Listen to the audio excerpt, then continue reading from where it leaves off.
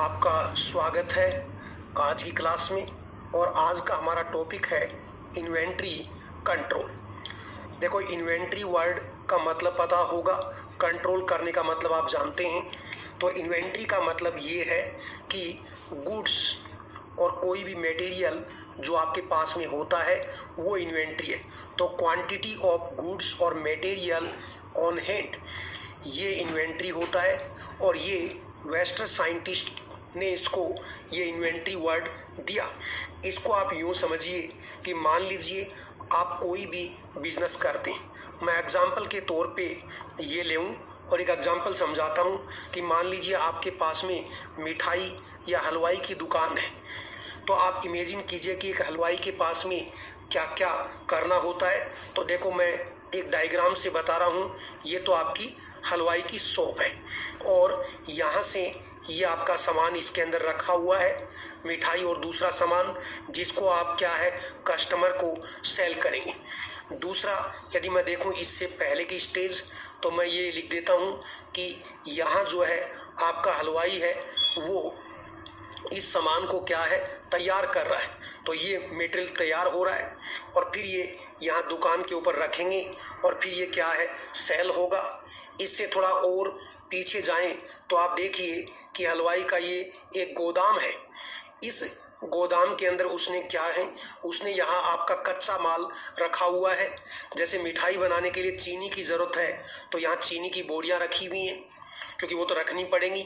इसके अलावा आटा चाहिए, आटा है, मैदा है क्योंकि समोसे कचौरी बनाते हैं। दूसरी चीजें घी है, तेल है, ये सारी चीजें आपके गोदाम के अंदर रखी हुई। तो ये आपका गोदाम हो गया। इसमें आपके पास में रॉ मटेरियल है। फिर ये हलवाई जो है इन चीज़ों को, ये मोटा सा आदमी इन चीज़ों को प्रोसेस कर रहा है। तो ये आपका क्या बोलेंगे, नीचे ये मैंने आग दिखा रखी है। तो ये हलवाई इन चीज़ों को बना रहा है। तो ये पार्सली फॉर्म्ड गुड है। और फिर ये आपकी शॉप, और यहाँ से आप चीज़ों को, ये आप खड़े हैं और चीज़ों को आप सेल करेंगे। और जैसे ही कोई कस्टमर आपके पास में आता है तो मान लीजिए ये कोई कस्टमर आपके पास आएगा, इसको चीजें आप क्या है सेल करेंगे। अब यहाँ इन्वेंट्री का मतलब क्या है, तो इन्वेंट्री का मतलब देखो ऊपर आपको बताया क्वांटिटी ऑफ गुड्स और मटेरियल इन हैंड।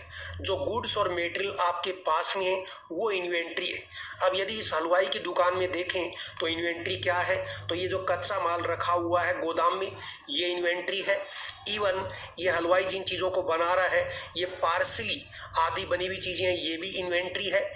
और जो आपकी मिठाई समोसे कचौरी जो तैयार हो गए हैं ये क्या है, जो माल तैयार है वो भी आपकी क्या है इन्वेंट्री है। तो इन्वेंट्री के अंदर रॉ मटेरियल हो सकता है, कच्चा माल हो सकता है, जो बीच का इंटरमीडिएट हो सकता है, और जो प्रोडक्ट आपने तैयार कर दिया ये सब आपका क्या है इन्वेंट्री है।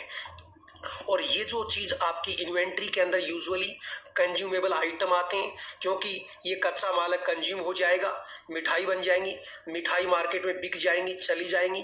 तो ये कंज्यूमेबल आइटम जो है ये क्या है इन्वेंट्री होता है। तो इन्वेंट्री के अंदर क्या आएगा, स्टॉक आएगा। और इन्वेंट्री कंट्रोल का मतलब क्या है, आपके स्टॉक का जो लेवल है वो क्या होना चाहिए, ऑप्टिमम होना चाहिए। ऑप्टिमम से मतलब क्या है, यदि मान लो आपके हलवाई की दुकान है और आपने एक ही बार में खूब सारी चीनी की बोरियां खरीद ली और गोदाम को चीनी से भर दिया, और आपको लगेगा कि 2-3 साल में मुझे जितनी चीनी की रिक्वायरमेंट है, घी की रिक्वायरमेंट है, तेल की रिक्वायरमेंट है, सब खरीद लेता हूँ क्योंकि ये सस्ते में मिल रहा है। और आपने गोदाम को भर दिया।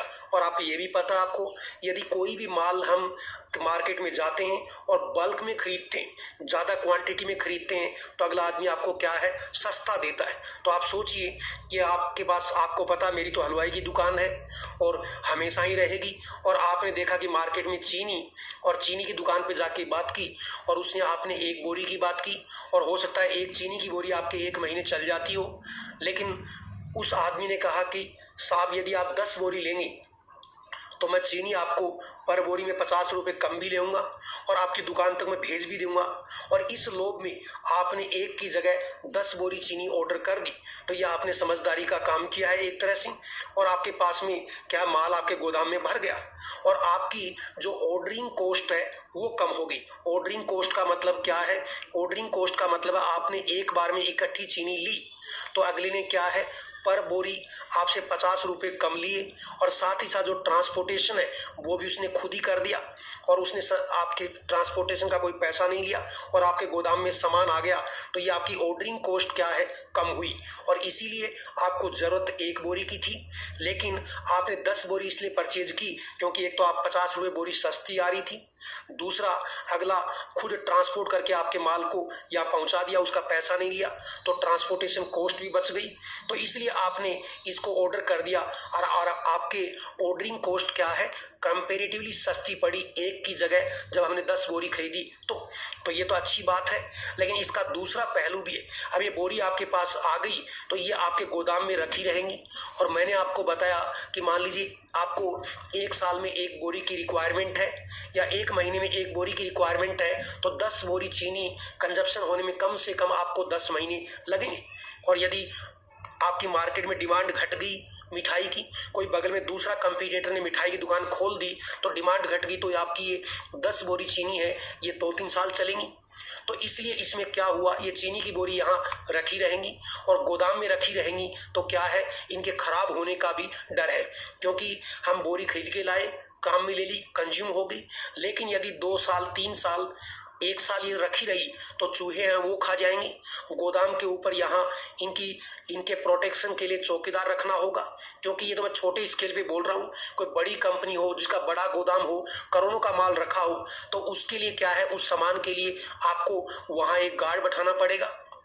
दूसरा, इस सामान के लिए कोई स्पेशल टेम्परेचर मेंटेन करना है तो वहां फ्रीज वगैरह है, उस तरह की फैसिलिटी करनी होगी। और यदि करोड़ों का माल रखा है तो इसकी इंश्योरेंस करानी पड़ेगी, क्योंकि कल को इसमें आग लग गई, चोरी हो गई, तो आप क्या है, जीरो हो जाएंगे। तो जिस तरह से हम कार की इंश्योरेंस करवाते हैं कि एक्सीडेंट होने पे हमें पैसा मिल जाए, तो वैसे ही गोदाम में यदि करोड़ों का माल रखा हो तो इसलिए आपको इस सामान की क्या है, इंश्योरेंस करवानी पड़ेगी। तो यदि आपने बल्क में सामान परचेज कर लिया तो मैंने कहा आपकी ऑर्डरिंग कॉस्ट क्या है, वो आपकी कम होगी। लेकिन सामान आपके गोदाम में रखा हुआ है तो आप देखना, इधर मैं लिख रहा हूं, इसके लिए आपको चौकीदार रखना पड़ेगा, एक बात। दूसरा, उसके लाइट की व्यवस्था करनी पड़ेगी, तो लाइट का खर्चा होगा, फिर इसकी इंश्योरेंस करानी पड़ेगी, उसका खर्चा होगा। और समय के साथ में कुछ न कुछ सामान जो है रखा खराब होगा, चूहों वगैरह का खा नहीं जाए, खराब नहीं कर दें, इसका ध्यान रखना पड़ेगा। तो इस तरह से आपकी कौन सी कॉस्ट बढ़ रही है, और जो पैसा आपने परचेज की थी, जितना पैसा लगा वो ब्लॉक हो गया। जब तक ये सामान, इससे मिठाई तैयार नहीं होगी और जब तक ये सेल नहीं होगी, तब तक आपका पैसा क्या है, उस सामान के अंदर ब्लॉक हो चुका है। इसलिए आपकी कौन सी कॉस्ट बढ़ गई, carrying cost, CC carrying cost बढ़ गई। तो देखो, 2 बातें हैं। एक तो मैंने कहा इन्वेंट्री का मतलब क्या है, तो इन्वेंट्री का मतलब, जैसे मैंने मिठाई की दुकान की बात की तो आपने कहा जो रॉ मटेरियल है, जिसमें देखो गोदाम में क्या रखा हुआ है, चीनी रखी हुई है, तेल घी रखा हुआ है, दूसरा सामान जिसके लिए मिठाई और दूसरी चीजों की रिक्वायरमेंट वो रखा हुआ है, तो ये आपका इन्वेंट्री है। हलवाई ने जो कुछ चीजें पार्सली बना रखी हैं वो इन्वेंट्री है, और जो माल तैयार है बिकने के लिए वो भी इन्वेंट्री है। और इवन इसको पैक करने के लिए जो डब्बे हैं, बॉक्स हमने खरीद लिए कि मिठाई को पैक करके देंगे, तो ये डब्बे भी क्या कंज्यूमेबल आइटम है, तो जो पैकिंग मटेरियल है ये भी क्या आपका इन्वेंट्री है। और यदि इस सामान को आप पूरी साल भर में, आपको जितने मिठाई के पैकिंग करने के डब्बे चाहिए, जितना आपको तेल चीनी घी चाहिए, सबको एक ही बार में यदि आप खरीद लेते हैं तो आपको जो भी सप्लायर होगा वो सस्ता देगा, और एक ही ट्रक में माल भर के आपके पास आ गया। यानी कहने का मतलब आपकी ऑर्डरिंग कॉस्ट क्या है, कम होगी, और रोज रोज का झंझट से फ्री हो गई। लेकिन ये सामान आपके गोदाम में रखा रहेगा, रखा इसकी क्या है, कौन सी कॉस्ट बढ़ गई, कैरिंग, क्योंकि गोदाम में रखा हुआ तो इसको संभालना पड़ेगा, इसके खराब होने का डर है, चौकीदार रखेंगे, इंश्योरेंस कराएंगे, कैरिंग कॉस्ट बढ़ गई। और इस कैरिंग कॉस्ट बढ़ने से अल्टीमेटली ये सामान आपके क्या है, महंगा पड़ेगा। जैसे मान लीजिए आपने सामान खरीद रखा है और किसी शहर में दंगे भड़क गए और फिर पुलिस ने कर्फ्यू लगा दिया और 1 महीने कर्फ्यू लगा रहा, तो 1 महीने तक आपका जो भी सामान गोदाम में रखा है, जिस स्पीड से काम में आ रहा था, ये काम में नहीं आएगा। और काम में नहीं आएगा तो पड़े पड़ा ये गोदाम के अंदर क्या है, एक्सपायर हो सकता है, डैमेज हो सकता है। तो उससे खराब हो गया तो आपकी कैरिंग कॉस्ट क्या है, ये तो उल्टा महंगा पड़ गया। तो हमने समझदारी की थी सस्ता लाने के लिए, लेकिन महंगा पड़ गया। इसलिए इन्वेंट्री कंट्रोल का मतलब ये है कि कोई भी चीज है उसकी ऑर्डरिंग कॉस्ट और उसकी जो कैरिंग कॉस्ट है, दोनों ही क्या होनी चाहिए, बराबर या मिनिमम होनी चाहिए। हम इस तरह का ऑर्डर करेंगे कि हमारी ऑर्डरिंग और कैरिंग कॉस्ट क्या है, मिनिमम हो। और आपको पता है हमारे दैनिक जीवन में, हमारे घरेलू काम में भी हम ऐसा ही करते हैं। जैसे मान लो आपको घर में सब्जी लाने के लिए भेजा और आप सब्जी की दुकान पे गए और आपको घर वालों ने आधा किलो आपसे टमाटर मंगवाए, लेकिन आपने देखा कि दुकान के ऊपर वो दुकानदार आपको बोल रहा है कि 20 किलो टमाटर यदि आप ले जाओगे तो मैं बिल्कुल मतलब सस्ते आ रहे हैं आपके, है ना। तो यदि आधा किलो टमाटर का जो भाव है और उसकी जगह 20 किलो टमाटर यदि लेके आएंगे तो ये आपके आधी रेट में आ रहे हैं। और यदि आप 20 किलो टमाटर उठा के ले आए तो आपको पता है ये 20 किलो टमाटर आपके घर में फ्रीज में रखे रहेंगे और इसको कंज्यूम करने में कितने दिन लगेंगे। इसको कंज्यूम करने में यदि आधा किलो टमाटर आपके डेली काम आते हैं तो ये टमाटर जो आपको कंज्यूम होने में कितने दिन लग जाएंगे, आप देख लीजिए, इतने सारे दिन लगेंगे। और जिसके अंदर आपके टमाटर पड़े पड़े क्या है, खराब हो जाएंगे और फ्री में आपको फेंकने पड़ेंगे, पड़ोसियों को देने पड़ेंगे। तो ये क्या हुआ, आपकी 20 किलो टमाटर लेके आए, आधी रेट में आए तो आपकी कॉस्ट तो कम हो गई, लेकिन ये आपके काम नहीं आए, काम आने से पहले ही ये क्या है, खराब हो गए, एक्सपायर हो गई। तो ऑर्डरिंग कॉस्ट तो क्या हुई, आपकी कम हुई, क्योंकि आधी रेट पे टमाटर लेके आए, लेकिन ये टमाटर खराब हो गए, इतने कंज्यूम नहीं हुए, तो आपकी कैरिंग कॉस्ट क्या है, बढ़ गई। इसलिए हमें कोई चीज सस्ती भी आती है तो भी हम क्या करते हैं, जितनी जरूरत होती है उतना ही सामान लेके आते हैं। और यही क्या है, यही इन्वेंट्री कंट्रोल है। तो जो भी स्टॉक है उसको हमें एक मिनिमम लेवल के ऊपर मेंटेन करना है और ऐसे लेवल पे मेंटेन करना है कि ना तो हम कभी आउट ऑफ स्टॉक सिचुएशन हो, कि ऐसा नहीं कि सामान हमारे पास खत्म ही हो गया, और ना ही हमारे पास सामान इतना घर में रखा है कि पड़ा पड़ा ही खराब हो गया। इसलिए आपका इन्वेंट्री कंट्रोल का मतलब गुड्स और मटेरियल जो है उसका लेवल क्या है, ऑप्टिमम रखेंगे। ऑप्टिमम का मतलब जितना हमें जरूरत है उसके हिसाब से रखेंगे, एक्स्ट्रा मटेरियल को एक्यूमुलेट नहीं करेंगे। ज्यादा इकट्ठा कर लेंगे तो उसकी कैरिंग कॉस्ट क्या है, बढ़ जाएगी। अब देखो नीचे ये कोई पॉइंट आपको रटने नहीं है, जस्ट चीज को समझना है। जैसे इसमें लिखा है, देखो, if goods are purchase in large quantity. Goods का मतलब कोई भी सामान, मान लीजिए यदि आपने लार्ज क्वांटिटी में कोई सामान परचेज किया है तो ये क्या है, सप्लाई उसकी इजीली होगी, सप्लाई उसकी इजीली होगी। किसी से जाके आप 1 किलो सब्जी मांगेंगे, वो आपको सामान देगा, रेट ज्यादा लगाएगा, और उससे आप 50 किलो सब्जी बोलेंगे तो वो फट से आप पहले आपकी सब्जी तोलेगा और सस्ती भी देगा। तो मेड इजीली अवेलेबल और कॉस्ट भी उसकी क्या होगी, कम होगी। और इससे आप कभी भी आपका जो स्टॉक है वो आउट ऑफ स्टॉक नहीं होगा। भाई एक बार में कोई भी सामान आप बेचते हैं तो उसको खरीद के भी लेके आते हैं, और यदि आप खरीद के लेके आते हैं और यदि आपने उसको लार्ज क्वांटिटी में खरीद लिया तो देखो वो इजीली मिलेगा, अगला आपको सप्लाई करेगा, लो कॉस्ट पे सप्लाई करेगा, और कभी भी आपका स्टॉक जो है वो खत्म नहीं होगा। क्योंकि कस्टमर आपके पास आता है तो उसको कभी भी आप ना नहीं करेंगे, क्योंकि माल आपको एवरी टाइम अवेलेबल है। जैसे मैंने कहा कि मिठाई की दुकान है और हर मिठाई आपके पास पहले से अवेलेबल है, तो आप क्या है, कभी भी कस्टमर को मना नहीं करेंगे। लेकिन अब ये क्या है, large stock has some disadvantage. लेकिन ज्यादा स्टॉक यदि आपने रख लिया तो आउट ऑफ स्टॉक तो कभी नहीं होंगे, कभी भी सामान आपका खरीद खत्म नहीं होगा, लो कॉस्ट में मिलेगा, इजी सप्लाई भी होगी, ये सब तो ठीक है। कुल मिला के आपकी ऑर्डरिंग कॉस्ट क्या है, लो होगी। लेकिन साथ ही साथ बड़े स्टॉक का डिसएडवांटेज क्या है, तो देखो, large stock has some disadvantage, जैसे लॉकिंग अप ऑफ मनी। यदि क्योंकि बड़ा एक बार में माल खरीदते हैं तो सारा पैसा उसके अंदर आपका ब्लॉक हो गया। दूसरा, उसको रखने के लिए लार्ज स्पेस, जगह, उसको स्टोर करने के लिए जगह की रिक्वायरमेंट होगी। उसकी सार संभाल के लिए स्टाफ रखना पड़ेगा, स्टाफ को सैलरी देनी पड़ेगी, और चांसेज ऑफ एक्सपायरी, उसके एक्सपायर और खराब होने के चांसेज हैं। और हो सकता है कि फ्यूचर में उससे भी कोई बढ़िया, बेटर और चीपर सब्स्टिट्यूट मिल जाए, यानी फ्यूचर में इस जो चीज आ रही है इससे भी कोई बढ़िया चीज मार्केट के अंदर आ जाए और ये जो चीज आपने स्टॉक में रखी है ये चलन से बाहर हो जाए तो वो आपके लिए माल क्या हो गया, फिर जीरो हो गया। इसलिए कोई भी चीज हम खरीदते हैं और यदि उसको लार्ज क्वांटिटी में खरीदते हैं तो वो इजीली अवेलेबल होती है, हर कोई सप्लायर उसको आपको देगा, लो कॉस्ट पे देगा और कभी भी आप आउट ऑफ स्टॉक नहीं होगी, कभी वो चीज़ आपके पास खत्म नहीं होगी।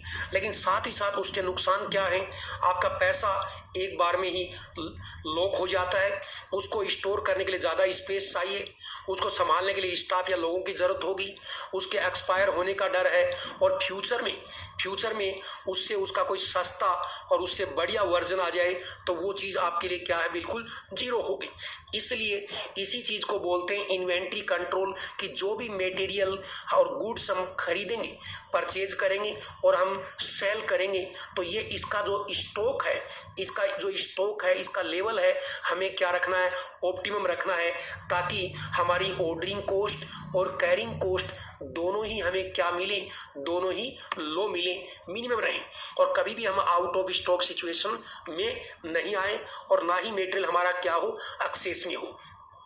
और यही चीज देखो नीचे यहाँ लिख के बताई गई है कि इन्वेंट्री कंट्रोल का ऑब्जेक्टिव क्या है, तो देखो टू मेंटेन क्या है, स्टॉक एट ऑप्टिमम लेवल, जो मेंटेन द ऑप्टिमम स्टॉक, जो आपका स्टॉक है जिस सामान को आप बेचते हैं उसका स्टॉक क्या है, ऑप्टिमम रहे। ऑप्टिमम का मतलब नहीं तो ज्यादा ना कम, देखो नीदर एक्सेस नहीं तो ज्यादा हो, नोर लाइकली एग्जॉस्टेड, और ना ही एग्जॉस्टेड का मतलब खत्म हो, क्योंकि आपने सामान कम मंगवाया और ग्राहक आ गया और आपके पास नहीं है तो कस्टमर क्या है, वापिस लौट जाएगा और ऐसा कस्टमर दोबारा आपकी शॉप पे नहीं आएगा, क्योंकि तो इसलिए क्या है, नहीं तो सामान एक्सेस से मंगाएंगे ना ही क्या है, कब मंगवाएंगे। इसको आप एक दूसरे तरीके से सोचिए कि आप एक मेडिकल स्टोर चलाते हैं और मान लीजिए मेडिकल स्टोर चलाते हैं, कोई मार्केटिंग का बंदा आता है और वो आपको बोलता है कि साहब हमारी कंपनी की स्कीम है और ये स्कीम है कि ये सामान यदि आप इतना खरीदेंगे तो ये आधी रेट पे हम दे रहे हैं और आपने और सप्लाई भी हम खुद कर देंगे, आपके दुकान पे आएगा और आपने ये जाने बिना कि मार्केट में जो चीज़ में ये मेरे को मार्केटिंग वाला जो दवाई दे रहा है इसके पेशेंट मार्केट में आने वाले टाइम में है कि नहीं है, और यदि पेशेंट नहीं है और आपने उस सामान को ज़्यादा क्वांटिटी के अंदर परचेज कर लिया तो वो सामान आपके पास रखा हुआ ही क्या है, वेस्ट हो जाएगा, खराब हो जाएगा, तो ये आपने गलत डिसीजन लिया है। तो इसलिए इन्वेंट्री का मतलब ये है कि हमारा मार्केट में कंजप्शन किस स्पीड से हो रहा है और हमें कितनी रिक्वायरमेंट है, उसी के हिसाब से ही अपने स्टॉक को क्या है, मेंटेन करेंगे। इसी को हम इन्वेंट्री कंट्रोल जो है वो बोलते हैं। कुछ चीजें आप क्वेश्चन से समझेंगे, जैसे मैं आपसे पूछूं कि इन्वेंट्री का मतलब क्या है, तो इन्वेंट्री का मतलब जो भी आपके पास सामान रखा है तो स्टॉक, ये स्टॉक आपकी क्या है, इन्वेंट्री है। स्टॉक के अंदर आपका कोई भी रॉ मटेरियल हो सकता है, कोई गुड्स हो सकती हैं या इनको पैक करने वाला पैकिंग मटेरियल जो है ये हो सकता है। इसके अलावा कोई मशीन से आप कोई प्रोडक्ट बनाते हैं तो उस मशीन के स्पेयर पार्ट का मतलब है कि मशीन का कोई नट बोल्ट टूट जाए, कोई पार्ट टूट जाए तो उसको दूसरे पार्ट से हम बदल दें तो वो स्पेयर पार्ट है, ये क्या है, इन्वेंट्री के अंदर आता है। तो मशीन इन्वेंट्री में नहीं आएगी क्योंकि मशीन फिक्स है और वो खराब नहीं होगी, लेकिन इन्वेंट्री में क्या आएगा, कंज्यूमेबल आइटम आते हैं। तो जो भी आपका रॉ मटेरियल है, जो तैयार मटेरियल है और इस मटेरियल को बनाने के लिए जो मशीन है, मशीन इन्वेंट्री में नहीं है। मशीन के स्पेयर पार्ट, कहने का मतलब मशीन चलते चलते टूट जाए, कोई नट बोल्ट टूट गया तो वो हमारे पास यदि होगा तो तुरंत स्पेयर पार्ट को लगाएंगे ताकि आपकी जो सप्लाई चेन है और आपके प्रोडक्ट के बनने की स्पीड क्या है, कम नहीं हो। इसके अलावा इस मटेरियल को पैक करने के लिए जो आपका पैकिंग मटेरियल है वो भी कंज्यूमेबल आइटम है, वो भी क्या है, इन्वेंट्री के अंदर आएंगे। और इन्वेंट्री कंट्रोल का मतलब आपका जितनी भी चीजें मैंने बताई, इस स्टॉक को आपको ऑप्टिमम रखना है। और फिर मैंने आपको बता दिया कि ऑर्डरिंग कॉस्ट क्या होती है और कैरिंग कॉस्ट क्या होती है। इसके क्वेश्चन जो है मैं आपसे पूछूंगा। तो कैरिंग कॉस्ट का मतलब यदि मैं सामान को ले आया और उसमें मेरा पैसा लॉकअप हो गया, क्योंकि मैंने 5 लाख का सामान खरीदा तो मेरा 5 लाख रुपया ब्लॉक हो गया जब तक ये सामान सेल नहीं होगा, तो इस 5 लाख के ऊपर मेरा दूसरे काम में लेता इसका इंटरेस्ट आता, किसी को इंटरेस्ट पे देता, तो वो सब क्या है, ये कैरिंग कॉस्ट में आ जाएगा। इस सामान की मैंने इंश्योरेंस कराई, इस सामान की सार संभाल के लिए मैंने चौकीदार रखा, तो ये मेरी क्या है, ये कैरिंग कॉस्ट के अंदर आएंगे। बाकी आप क्वेश्चन से समझ जाएंगे। अब देखो, इन्वेंट्री कंट्रोल करने के अलग अलग साइंटिस्ट ने अलग अलग तरीके बताए, तो आपको डिफरेंट तरीकों के बारे में याद नहीं करना। मैं क्वेश्चन बताऊंगा कैसे आपसे पूछते हैं। ये क्वेश्चन बहुत कॉमन आता है, एबीसी एनालिसिस। ये एबीसी इन्वेंट्री कंट्रोल करने का मेथड है। और इस आदमी ने क्या किया, आप जितने भी चीज़ों को डील करते हो उसको इसने 3 आइटम में डिवाइड कर, group A, group B, group C. आप यूँ समझे कि मान लो मेरे पास एक मेडिकल स्टोर चलाता हूँ, और मेडिकल स्टोर में जो दवाई है, कुछ दवाई ऐसी होंगी जो बहुत कॉस्टली हैं, उनको मान लो एक ग्रुप में डाल दिया, जो फिर बीच की हैं उसको दूसरे ग्रुप में डाल दिया, और जो सस्ती दवाई चीज़ें हैं उनको क्या है, सी में डाल दिया। तो यानी जो आपका बजट कंज्यूम होता है उसके अकॉर्डिंग जो आइटम है उनको 3 ग्रुप के अंदर हमने ऐड कर दिया। तो देखो इसमें लिखा है, देखो ए बी सी, ये एबीसी याद रखना, 70% ऑफ टोटल बजट। यानी आपने मेडिकल स्टोर खोला और उसमें 10 लाख रुपए की दवाई परचेज की, तो 10 लाख में से 70% जो ए टाइप के आइटम ये महंगे हैं, और इसमें 70% मतलब 7 लाख रुपए आपके इसमें लग गए। उसके बाद बी टाइप के जो आइटम है इसमें 20% बजट यानी 2 लाख रुपए इसमें खर्च हो गए, और जो सी टाइप के आइटम है इसमें 10% यानी 1 लाख रुपए इसके अंदर लग गए, और ऐसे कुल मिला के आपके 10 लाख रुपए कंज्यूम हो गए। तो इसलिए कोई भी बिजनेस होता है उसमें कोई आइटम महंगे होते हैं वो ग्रुप ए में रखें, कुछ बीच के होते हैं बी में, और जो सस्ते वाले क्या है, सी में। कोई आपसे पूछ लेता है कि जो ABC analysis of inventory control है, इसमें एबीसी ग्रुप किस बेसिस पे बनाए हैं, तो जो टोटल बजट का कंजप्शन करता है उसके बेसिस के ऊपर हमने इनको डिवाइड किया है। अब मैं आपसे पूछता हूँ, देखो ये ए बी सी याद करें, देखो 10 20 70, और इसको उल्टा करना है 70 20 10। जस्ट उल्टा किया, यहाँ तो मैंने 10 20 70 और यहाँ उल्टा 70 20 10 ऐसे लिखा है, इससे आपको याद हो जाएगा। तो देखो ये 10% आइटम है, 10% ये क्या है, टोटल जो सामान है उसका 10% है, और बजट इन्होंने कितना लिया, 70%। तो आपको पूछ लेता है कि इन्वेंट्री कंट्रोल एबीसी के अंदर जो ए आइटम है वो कौन से होंगे, तो ये लाइन मिलेगी 10% आइटम 70% बजट। तो इसलिए दूसरा बी क्या है, 20% आइटम 20% बजट। लेकिन देखो ये मैंने कहा 20% आइटम 20% बजट, कई बार 20 की जगह 25 भी लिख देता है, तो उससे कोई फर्क नहीं पड़ता, क्योंकि ये क्या है, ये रेंज है। मैं घर में आपको कहूँ कि अपने घर में घरेलू जितनी भी चीजें हैं उनको आप ए बी और सी कैटेगरी में डिवाइड करो, तो हो सकता है किसी चीज को आप कह दोगे ये बी में भी रख सकता हूँ, इसको मैं सी में भी रख सकता हूँ, कंफ्यूजन तो बी और सी के बीच की हो सकती है। कोई चीज आप कह सकते हो ये ए और बी के बीच की हो सकती है, तो इसलिए रेंज क्या है, वैसे तो एग्जैक्टली ये याद करनी, लेकिन एग्जाम में कई बार 20 की जगह 25 आ जाए तो भी आपको ऑप्शन देके आंसर करेंगे तो आराम से मिल जाएगा। और इस तरह के एमसीक्यू में आगे डिस्कस करूंगा। इसके बाद सी के अंदर क्या है, 70% आइटम है, तो आइटम तो बहुत ज्यादा है, लेकिन बजट क्या है, ओनली 10%, तो चीजें क्या है, सस्ती है। ये चीज हमारे घर में भी लागू होती है। अब मैं एक क्वेश्चन पूछता हूं उससे पहले, अब मुझे बताओ एबीसी एनालिसिस के अकॉर्डिंग आपके आइटम 3 टाइप के हैं, ए बी एंड सी। अब आपको इन्वेंट्री कंट्रोल यानी सभी के स्टॉक को मेंटेन करना है कि किसी का स्टॉक न तो ज्यादा हो और ना ही कम हो, इसी को हम इन्वेंट्री कंट्रोल बोलते हैं कि स्टॉक को क्या रखना है, ऑप्टिमम। अब यदि आपके आइटम ए बी सी है तो बताओ कौन से आइटम की इन्वेंट्री कंट्रोल के ऊपर सबसे ज्यादा फोकस रखेंगे, तो किस पे फोकस रखेंगे, जो आपके बजट को 70% कंज्यूम करता हो उसके ऊपर फोकस रखेंगे। इसको आप यूं समझ लीजिए कि मान लो मैंने बिजनेस के अंदर 10 लाख रुपए लगाए, 7 लाख रुपए मेरे एक सामान में लग रहे हैं, 2 लाख रुपए मेरे एक सामान में लग रहे हैं, और 3 लाख रुपए मेरे एक सामान में। मेरे घर में ये 3 चीजें ऐसे मान लीजिए कि ये मेरी कार है, ये मेरी मोटरसाइकिल है और ये मेरी साइकिल है। और मेरे को घर में एक ही चीज को मैं अंदर रख सकता हूँ लॉक लगा के गैराज के अंदर, तो बताओ इसमें चोरी का मुझे डर होगा? और चोरी का पूरा पूरा डर है। और ये 10 लाख रुपए का आइटम, ये 7 लाख की कार, 2 लाख की मोटरसाइकिल मान लीजिए, आपका मोटरसाइकिल छोटी है तो बड़ी कोई भी चीज मान लीजिए, और 1 लाख रुपए की ये, तो इन तीनों में से मुझे एक चीज को लॉकर में रखना है, संभाल के गैराज में रखना। तो किसको रखूंगा?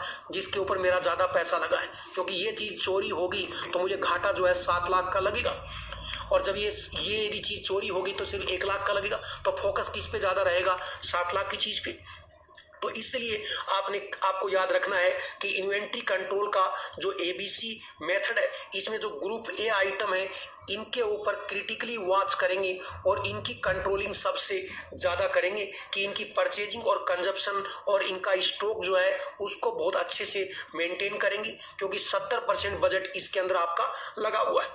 और जैसा ये ABC एनालिसिस आप देख रहे हो, ऐसे हमारे घर में भी होता है। घर में देखिए हमारे पास, मैं कहूँ आइटम, घरेलू चीजों को ABC 3 कैटेगरी में डिवाइड कर दी। तो जैसे मान लो मैं कहूँगा A में महंगे आइटम, B में बीच के, और C में सस्ते। और मान लीजिए हमारे घर में जो पहनने की चीजों की बात करें तो जो आपकी स्लीपर होती हैं और जो बाहर घर से बाहर जाते हैं स्लीपर होती हैं, या जो सस्ती चप्पल, टूटी फूटी चप्पल, जूते होते हैं, उन जूतों को आप कहाँ रखते हो? इवन आप घर के बाहर रखते हो, और आपको ये लग रहा है कि कोई चोर चोरी कर ले जाए तो भी कोई दिक्कत नहीं।